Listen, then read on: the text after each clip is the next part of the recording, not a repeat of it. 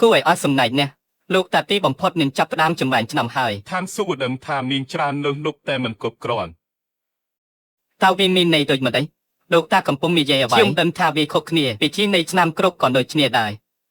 ឈៀងខ្វានតាអ្នកកំពុងលេងសើចមែនទេតើអ្នកណានិយាយទៅកាន់មក10ឆ្នាំឆ្នាំមានចម្រាញ់ដោយខ្លួនឯងមែនទេបើក្រុមតែនិយាយពាក្យសម្រាមប៉ុន្មានម៉ាត់ក៏អាចចម្រាញ់ឆ្នាំបានដែរនោះអ្នកណាក៏ជាអ្នកចម្រាញ់មិនអាចទេលោកតាអត់ជិះចម្រាញ់ឆ្នាំទេ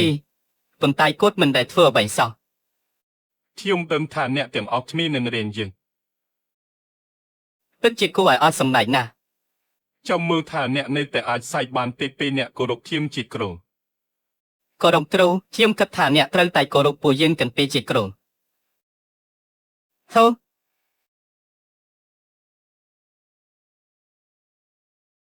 មីសនេះជាឆ្នាំគ្របកំណត់ទី1ត្រូវហើយគឺឆ្នាំគ្របកំណត់ទី1ឆ្នាំគ្របនឹងអាវុធវេទមន្តរបស់បងប្អូនភ្លូនឹងលេចចេញជាលោកតានឹងចេញហើយហាំលោកតាធ្វើការហើយអ្នកទាំងអស់គ្នាមិនគួរទេជាងខ្វានទុកចិត្តឆេអស់ហើយអ្នកនៅតែមិនធ្វើអ្វីទៀតទេតាអ្នកកំពុងត្រៀមខ្លួនគោរពក្រុមមែនទេខ្ញុំកំពុងរងចាំអ្នកទាំងពីរគោរពខ្ញុំជាគ្រូហាំកំបោះប្រាស់ខ្លួនឯងនឹងអ្នកអពេជាអ្នកសារភាពឥឡូវនេះខ្ញុំនៅតែអាចទុកមុខឲ្យអ្នកបានទុកនោះត្រូវហើយបើអ្នកសារភាពឥឡូវនេះខ្ញុំមិនចាំបាច់ឲ្យអ្នកគោរពខ្ញុំទាំងពីរជាគ្រូទេគ្រាន់តែឲ្យអ្នកជួយពួកយើងសិស្សនៃនិកាយតែយកអីសិនទេមីមិនមែនជាការទុកមុខឲ្យអ្នកទេ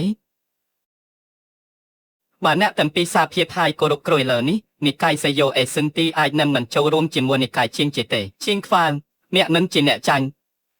ខ្ញុំមានពាក្យមួយឃ្លាដែលខ្ញុំចូលចិត្តណាស់ស្ថានសុខនឹងផែនដីមិនទាន់កំណត់ទេជ័យជំនះនឹងបរាជ័យមិនទាន់ដឹងនៅឡើយទេអ្វីទៅស្ថានសុខនឹងផែនដីមិនទាន់កំណត់បានសម្រេចហើយខ្ញុំមើលថាអ្នកនឹងកំណត់យ៉ាងម៉េច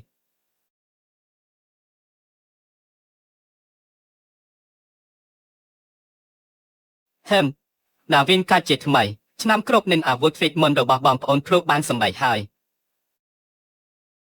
លោកគ្រូគួរតែធ្វើសកម្មភាពហើយជាងខ្វានពិតជានៅសល់តែ3ដង្ហើមទៀតហើយអត់ទេខ្ញុំបានបដូរចិត្តហើយធូសារភាពហើយខ្ញុំមិនតាមមួយដង្ហើមដើម្បីចម្បានឆ្នាំសានឆៃមួយដង្ហើមធំចាក់ខូចហើយមុននេះខ្ញុំនិយាយបានតែតិកណ្ដោក៏ត្រូវអ្នកកាប់ផ្ដាច់ហើយ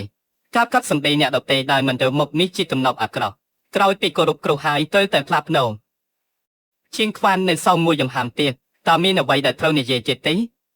ប្រញាប់និយាយចេញមកខ្ញុំចូលចិត្តប្រយោគបន្ទាប់នៃឃ្លានេះ